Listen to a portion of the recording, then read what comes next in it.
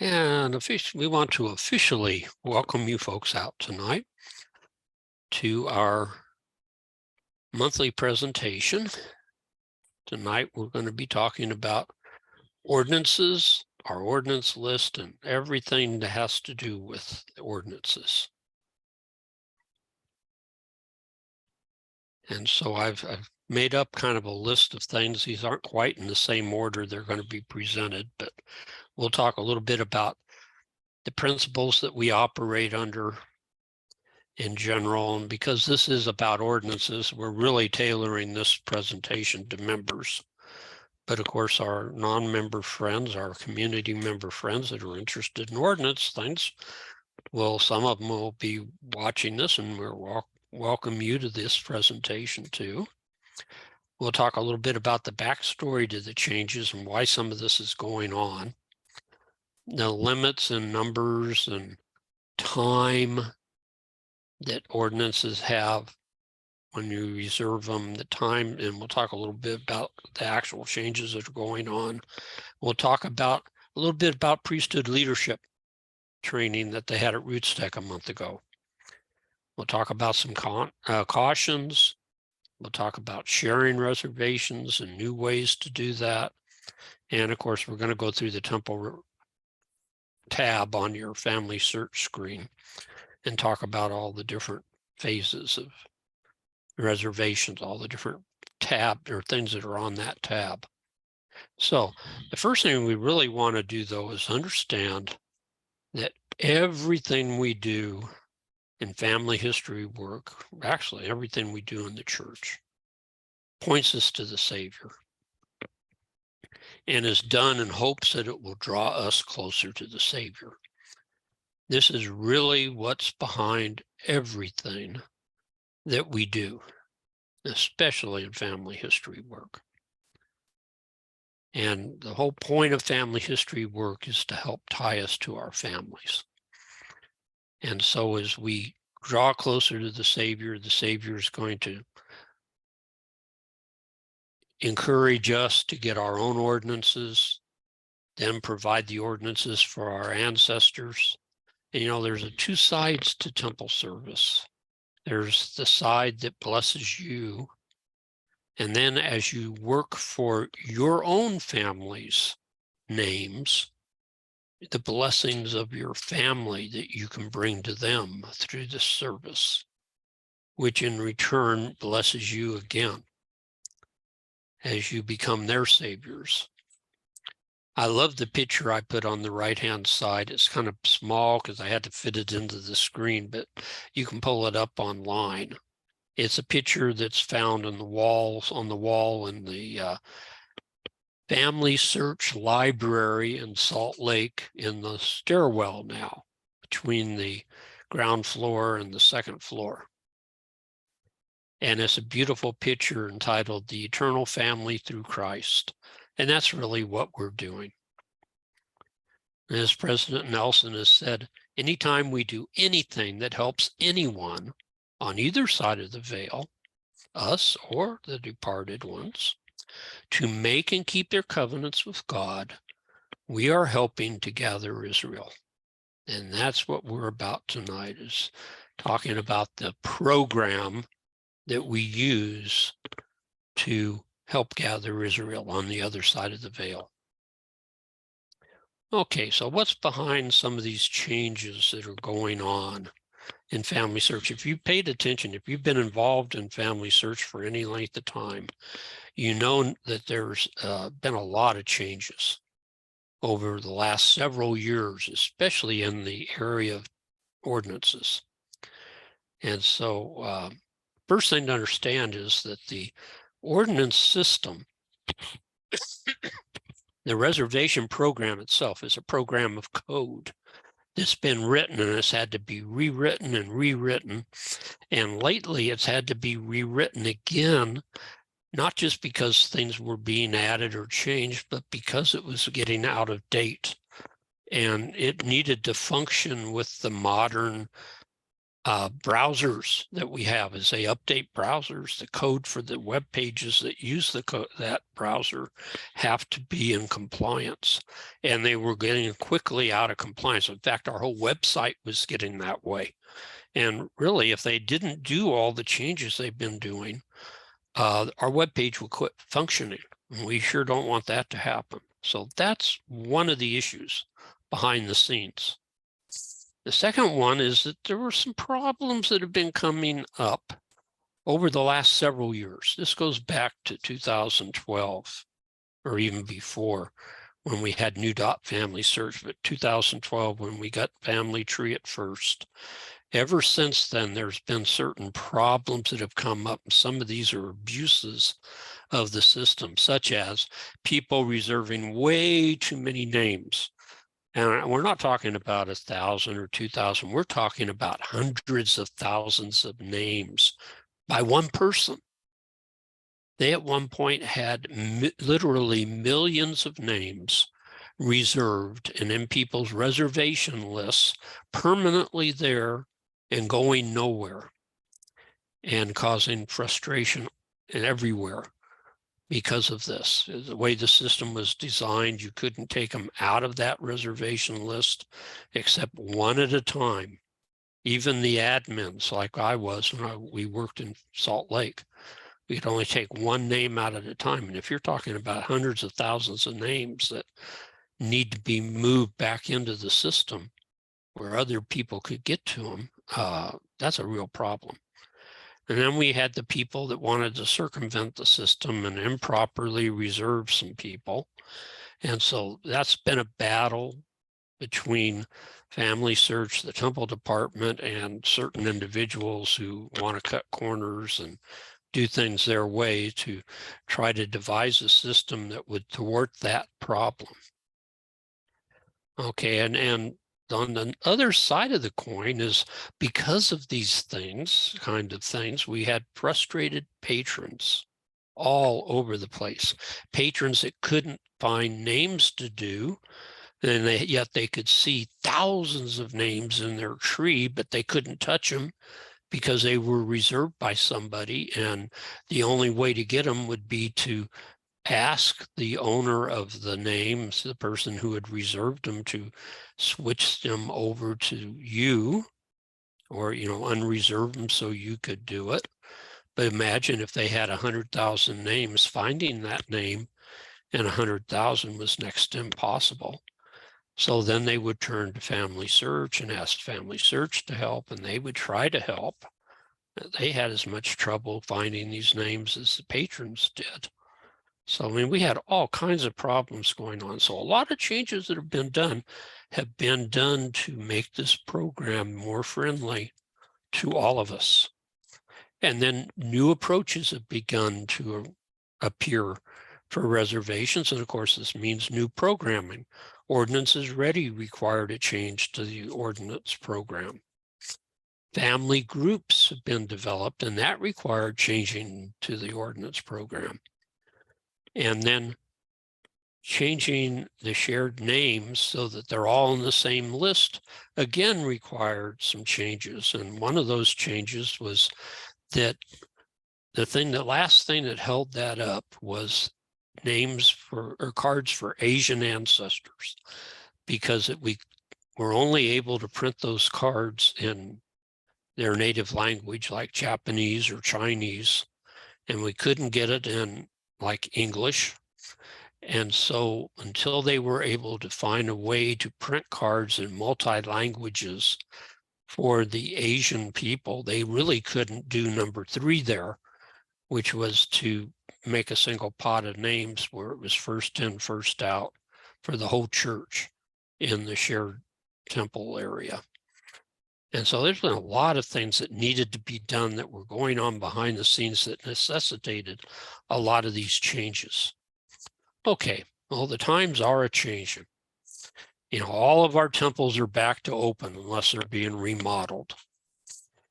By the end of March, supposedly, and I haven't heard otherwise, all shared names were removed from being just to your temple district and put into a single pot where worldwide it's first in, first out. So it probably is not going to affect you personally unless you go to the temple and request a name from the temple.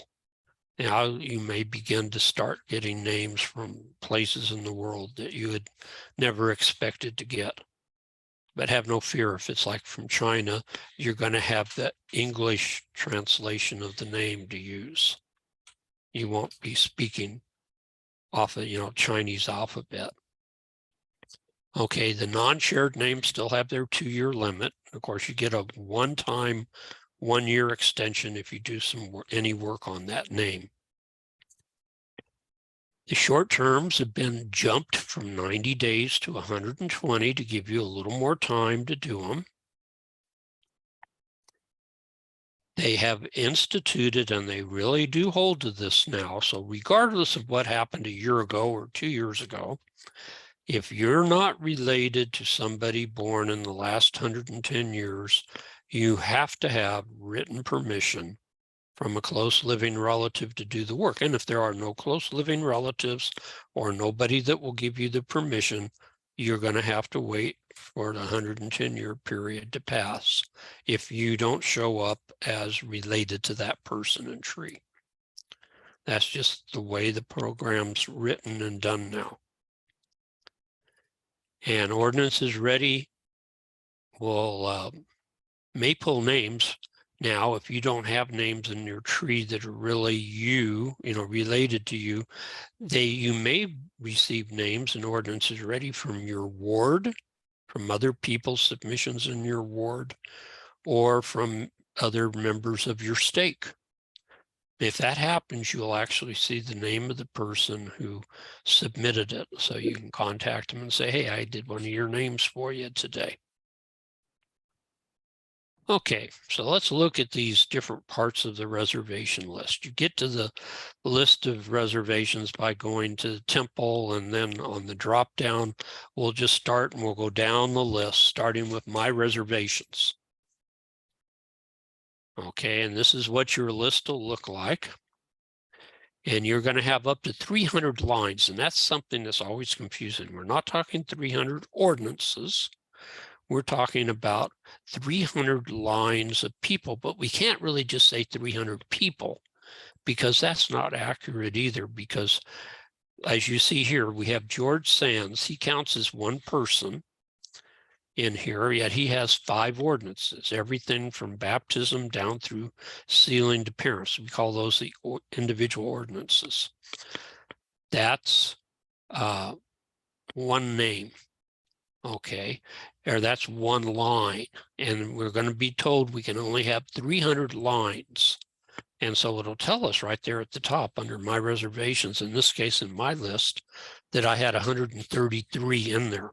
Now a second line would be the line where they put the sealing for couples. That's counted separately. So like George Sands could have a second line where if he's married and his wife and he are in there as an ordinance to do, that would be a second line for George.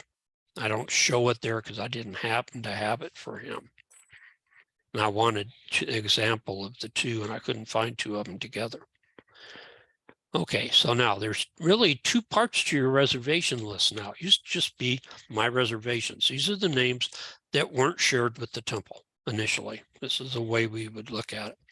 But now this is a dual list, and that 133 names includes people that they call available. Those are ones I've reserved and not done anything else with, and they're sitting waiting for me to do them. The other type of my reservations is shared with groups. And what it does is when you share with a group now, it takes the name out of my reservations available and shifts it over to shared in a group. So really, they're all the same pot. I have a total of 300 names, or lines, I should say, that I can have between available and shared with groups. I can't go over that 300. Okay, and so here's George. Even though it has 5 ordinances, that's one line. And then here's George William Wetmore marrying Harriet Stevens Sands. That's another line. So you're seeing 2 lines of my 133 lines right there. So that's pretty much how my reservations list works. You'll notice that they are under the 2-year rule. So you're going to see a reserve date and an expired date. This was taken right after they turned the clock back on, essentially, earlier this year. Okay, family groups under Temple. That's something that's new. You may not have that if you don't belong to any family groups. I belong to one that actively uses names. And so it's called the Givens family group. And you'll see how many names are in that group right now. Those are not names from me. They're names from all the people that are in the Givens family group that have been put in there. Essentially, it's my names and my wife's names, because we're the ones that feed this group. The group can have up to 1,000 lines. But remember, these names are coming from a person's reservation list. A person can only have 300. So to get 1,000 lines, you're going to have several people that are feeding this group. And we'll talk more about these groups as we go through. But remember that these names are under that 2-year limit. You can get to your reservation list to pull from it and put the names over here by clicking on that little reservation list button. Or if you're in My Reservations, you can always click on some names and then click share and then pick group and then tell them which group to put them in. Okay, and again, these names can only be done by people in the group. Once they're placed in the group, only the group members can do them. So for the group members, they can go in, click on them, and print them. The public will see them in this kind of a blue color that just says not available. Okay, is actively being used. And so they're not going to be able to use them. But again, there's only going to be good for 2 years. And when that expiration date occurs, they'll be sent to the temple list. Okay, shared with the temple. Now, that's one we've had for a long time. The shared with the temple list is great because it comes at this time, at least, with no limit to how many or time. So, I mean, you can put as many names in here as you want. And if you do 300 reservations, and what will happen is you'll get locked out. And so the only way to do more reservations would be to take names out of My Reservations and move them over to the shared with the temple list. So you need to be aware of that. Okay, the one question I might ask for some people would be, how many names do you really need in this list? Churches not made any formal recommendation.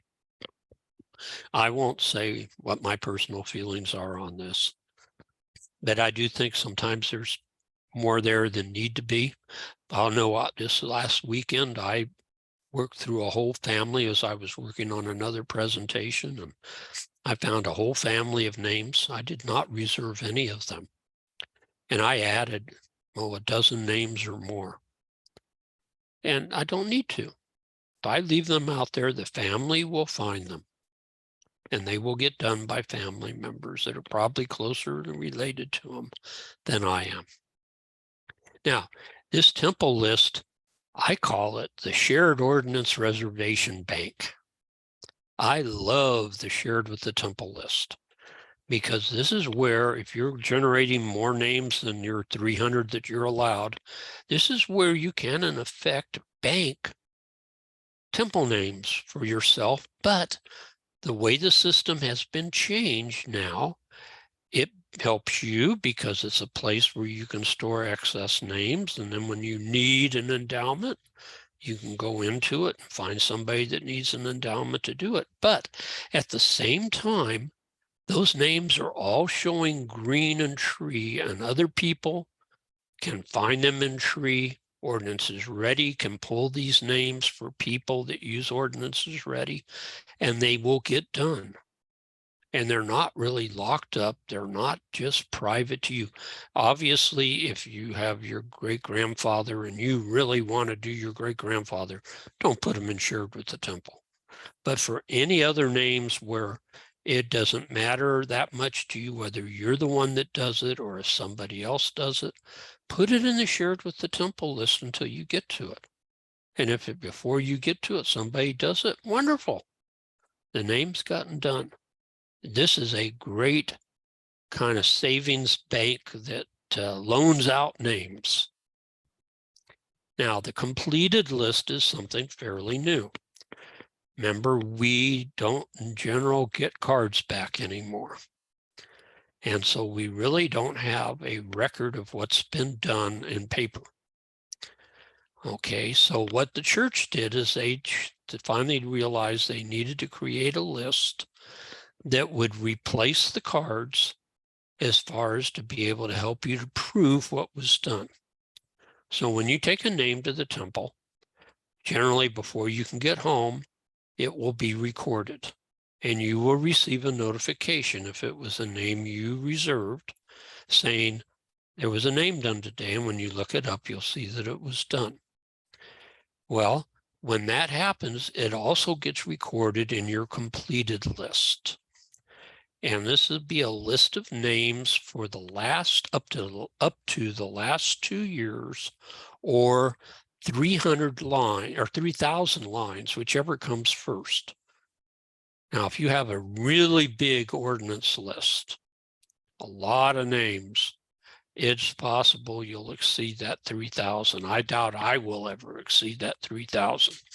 But should that happen, when the 3,000 first name gets done, it'll knock the first name off. When the 3,000 second name gets done, it'll drop off the number 2 name. So the oldest names on the list get bounced off if it exceeds 3,000 as new ones come up.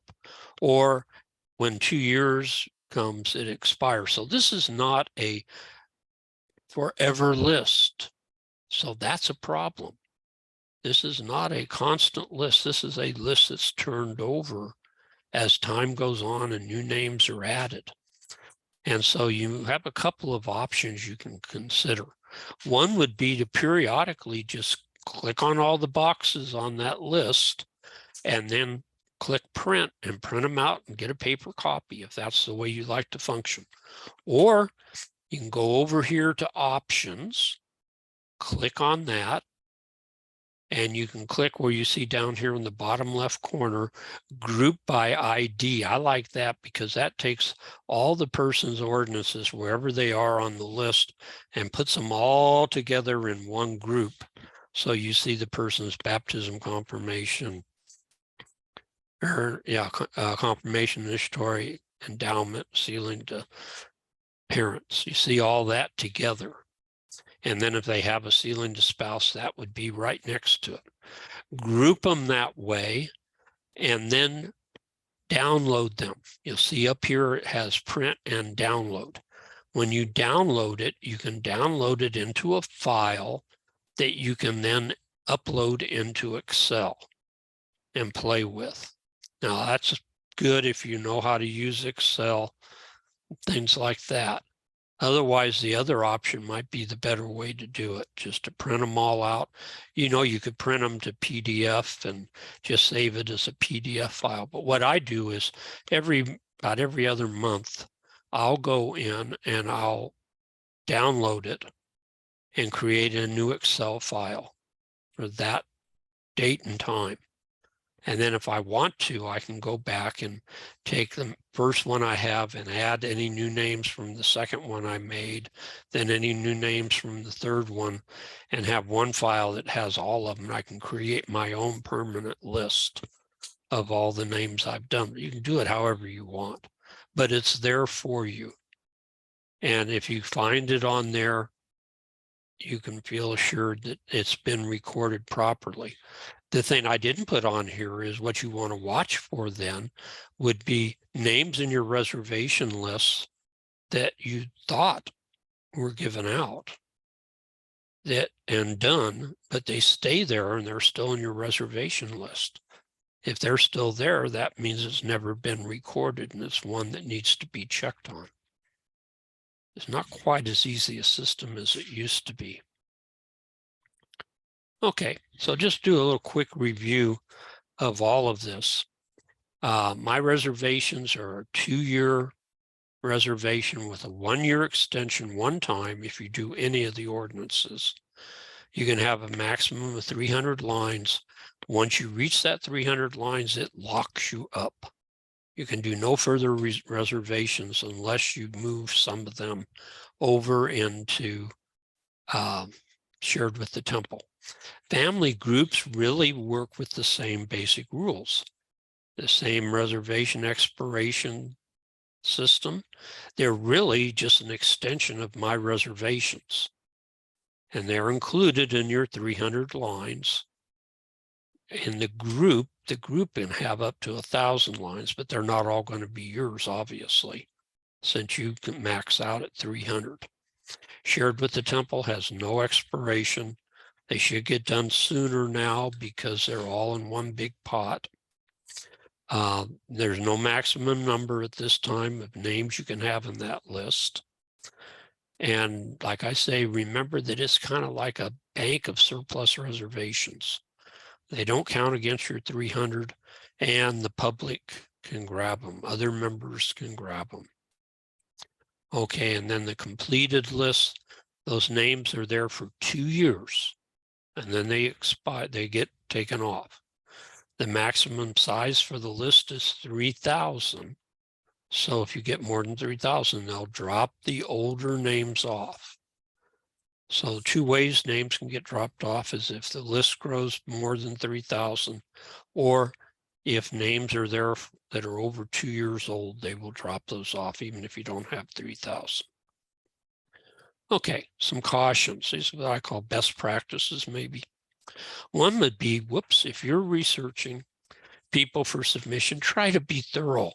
The more thorough you are, the less chance for duplicates. Try not to submit people that have no or only one source. Try to source these people out with as many sources as possible. The more sources, the more detailed, the less likely they are to be duplicates. If you printed any cards in the past and you're now going to use them, if it's been more than a couple of days, check them again before you go to the temple, because things can happen. They can be merged or other things could be done. And so it's possible somebody found the work was done and merged the records together, and now you don't need to do it anymore. You don't get warned about that. So check them before you go. If you get ordinance ready cards, it really would be nice maybe to review them, look them over. If you have a little ability to do research and you have enough time, maybe look at them, work on them a little bit before you take them to the temple. If you can add some more sources, it may turn out you don't need to do that name. I'd rather take a name from the temple than take an ordinance ready name that really was done. Think about that. And lastly, this really isn't a caution, but something to consider. Do you need to reserve every person you add to tree? We've talked about it before, but just think about it. Do you really need to, or can you just leave those out there for people to have the blessing of finding? Because that is such a powerful thing for people, especially new members, people that are new in tree, to actually find names that nobody else has reserved. So, consider maybe leaving a few here and there. Okay, sharing of reservations. In the past, for the most part, sharing of reservations was a come and go thing. You had to give them out and we had to get them back in to keep track of them for the most part. And so things have changed. We've found some easier ways to do this. Traditionally, there were 5 ways to get names done. The first one was just to hold on to the names yourself and slowly work through them, doing them yourself. Another was to print the cards and pass them out to your friends and family and hope some of them remember to return them to you. Another one was to email the FOR, the family ordinance requests, or the cards to distant friends or relatives and hope that maybe they get them back to you or they get them done eventually. Another one was to use the share with individual on the temple page in family search. And again, they still needed to get it done, but at least you didn't have to physically send them the card. They could do it electronically. And then, of course, the last one, probably one of the biggest, it was well used, but it was also a big reason for duplicates, was to print the cards and leave them in a ward and stake file where they sit for years and then finally get done after somebody else had done the work off of some other record or merged the work done in with the record that you have the card for. And so we, had a lot of problems with all of these, the managing of them and things like that. And so a lot of changes have been done. Some of those aren't even allowed anymore. We don't have stake and ward files in the temple, for example. And your personal reservations are only good for 2 years now. That requires us to try to get them done and not just hold on to them. So maybe someday, 10 years from now, we'll get around to them. And of course, the temples don't support the use of the card file that they used to have. So is there a better way? I really would recommend that if you haven't thought about this, that you consider groups to be the better way. Groups are new to family search. They're called family groups, but they don't have to be. You find them by going up where your name is, and on the drop down where you find settings, you'll find family groups there. And when you click on it, you'll get a little thing that comes up that says create a group. It'll walk you through it. We're not going to go through the whole process. We're just going to talk about groups in general. Okay, I belong to a couple of groups. So once they're made, you'll see these groups with their little homepage, if you want to call it that. This is ideal for a ward or stake to form, not just a family, but a ward or a stake. You personally can be in 10 different groups, and a group can have up to 1,000 members. So that's why I say a ward or a stake could create a group if they wanted to. And the group members can communicate inside the group with each other. And the groups were formed initially mainly to share ordinances, cooperatively work on shared reservations. Now, our Givens family group does that, and it has really been a boon to getting work done. We have some of our kids that are pretty active in temple work, and so between us and them, we've been able to get a lot of names done through this group, and it doesn't require us to ship names around. We just put them in here and they grab the ones they need and take them. So this is really great for families. But you can form groups for any type of group you want. The one I would think of would be that sister in your Relief Society who's single, doesn't have a husband anymore, or never had a husband, has all these male names to get done. She's frustrated. Form a group with her in it and find some men that are willing to do her names and put them in the group and teach her how to put her names in that group so the group can do the temple work for her, and get the work done. That way, there's no need for cards being passed out and things like that.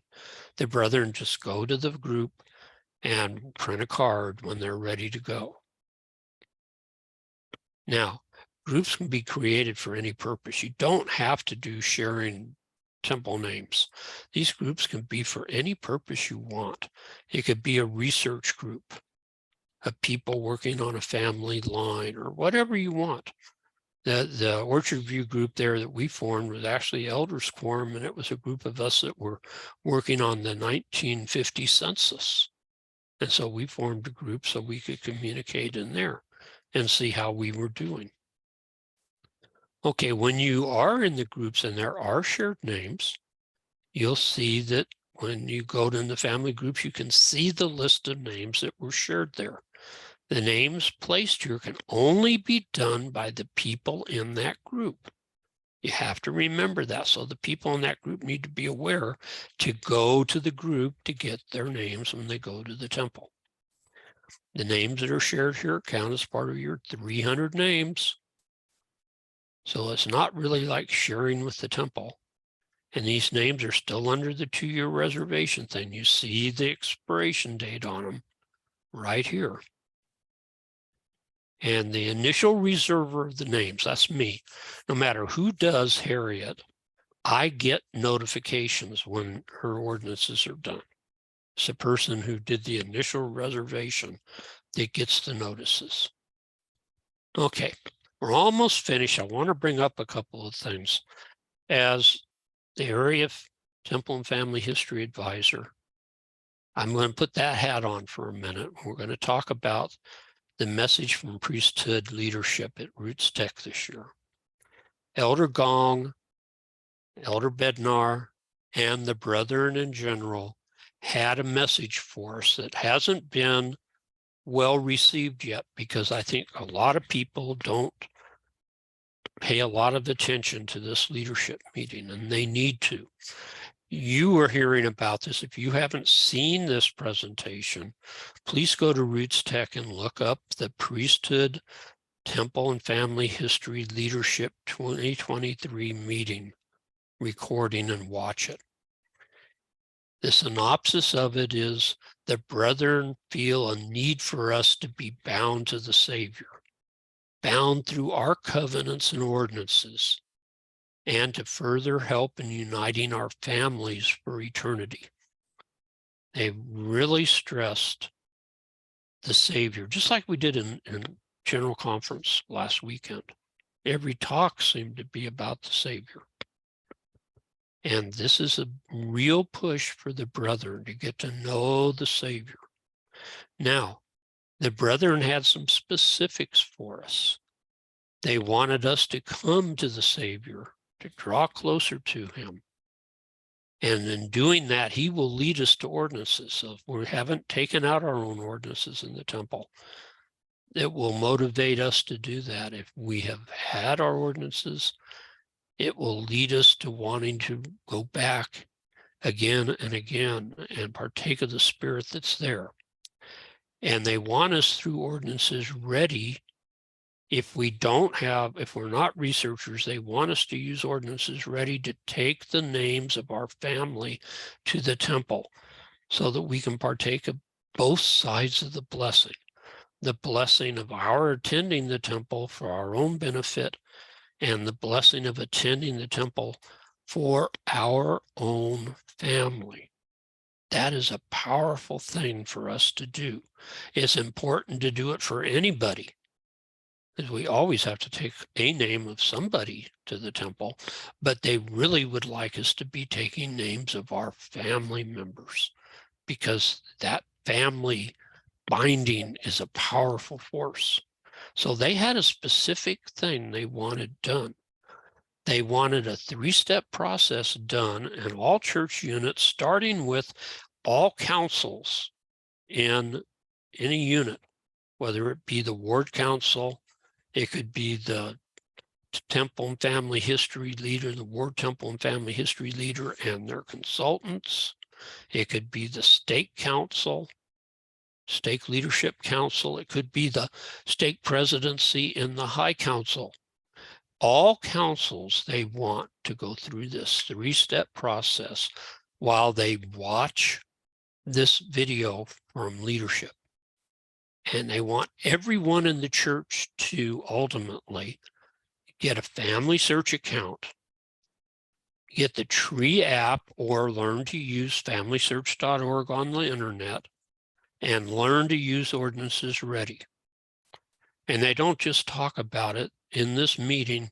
They'll stop the meeting, and you're supposedly in your council. They want you to get your phones out, get the app, and use Ordinances Ready right then and there. Not something down the line we're going to think about. Ultimately, they would like every member to do this. And this is the thing they would like us to stress this year, church-wide, from the brethren. Because doing this will help us bind ourselves to our family. And I testify to you that this is true. This is the doctrine that needs to be taught to everybody in our units. Okay, last couple things here. Ordinances Ready. Where does it pull its names from? I pulled this off of a blog post about Ordinances Ready because things have changed. So the order of things is they go to your reservation list, those 2-year reservations, they check that. Then it checks your family group reservations to see if you have an available name there. Then it goes to your shared with the temple list. Then it goes to any of your relatives out on the tree who have been shared with the temple by other patrons. Then it goes to any relatives in the tree of yours that are green and ready that nobody's reserved. Then if they still haven't found any names, number 6 is it'll go to the members of your ward and look for shared names by any member in your ward, and we'll give you one of those. That doesn't work, they'll go up to your stake level. And then only if they haven't found anything at that point will they go to the all reservations shared with the temple. And that last little phrase is in reference to before they finally got the Asian names to print in English. You would get names that were printed in your language only, where now you can literally get a name from anywhere in the world because all languages can be printed in any other language now. So that's where the names come from Temple Ready. Okay, ordinances out of order. Did need to bring that up. You'll see here the little gray boxes represent ordinances that are done. And you see that sealing to spouse sitting out there on the end, already done when the person hasn't been endowed or sealed to parents. So that's an ordinance that's done out of order. What are we to understand about this? Real simple. They are valid. They are acceptable by the temple department, but they are not in effect until the prior ordinances are completed. So you have to understand that they're valid. They're perfectly okay to do. They just won't be in effect until the ordinances in that list prior to them are done. What if Ordinances Ready provide you with a name that's obviously got an ordinance out of order that they're asking you to do? The temple department has stated it's perfectly okay to do it. They might give you an endowment that the person hasn't had the initiatory done. Don't worry about it. Just do it. It won't. It is valid. It just won't be in effect until that initiatory gets done. The sealing to spouse is, of course, done on a separate card. And for decades, the church was doing these out of order because at one point back in the 70s, 60s, 70s, they needed names to keep the temples going. And one of the things they did is they did millions of sealings of spouses just to have things to be for people to do when they came to the temple. And so the church deliberately did these out of order. So this often happens. Don't worry about it. Just go ahead and do it, even if the person's individual work isn't done. That's in the example you see here with Henry Schweigert. Sealing the parents with the parents' work not done. You see a lot of this when you're doing descendancy research, because as you find spouses of your relatives, of your cousins and aunts and uncles, their spouses, you have permission to do that spouse's work, which includes their sealing to parents. But you're asked not to do the parents' work. But you can do the sealing of the child to the parents. And the reasoning behind this is that that ordinance is a saving ordinance only for the child. The parent that is attached to this ordinance is by worthiness and will not necessarily even be the people that are listed in the ordinance here on earth, because it'll be determined on the other side of the veil based on worthiness who the child really is sealed to. But the sealing itself is what matters. It's not ever found on a parent's record. You go looking for the sealing to parents information on the parent's record, you don't see it. That's because the ordinance is only for the child. So I hope that these are things that have helped you. I see a bunch of questions. Let me close off the recording, and then we will